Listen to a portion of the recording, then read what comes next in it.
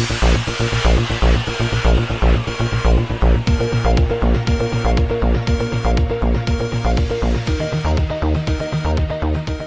अस्सलाम वालेकुम नाज़रीन। सिंध बलूचिस्तान वेलफेयर के चेयरमैन साहब खान ने साबका डीजी हेल्थ अब्दुल मजीद के ताउन से सिविल अस्पताल में निजी ब्लड बैंक को ब्लड बैग्स डोनेट किए।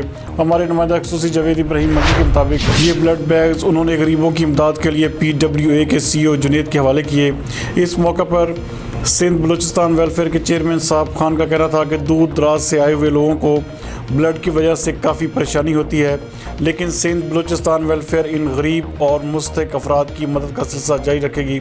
इस मौका पर PWA के CEO जुनेद ने सिंध बलूचिस्तान वेलफेयर के चेयरमैन साहब खान का शुक्रिया अदा किया। इस मौका पर सिंध बलूचिस्तान वेलफेयर के जिम्मेदारान और PWA के स्टाफ मेंबरान भी मौजूद थे।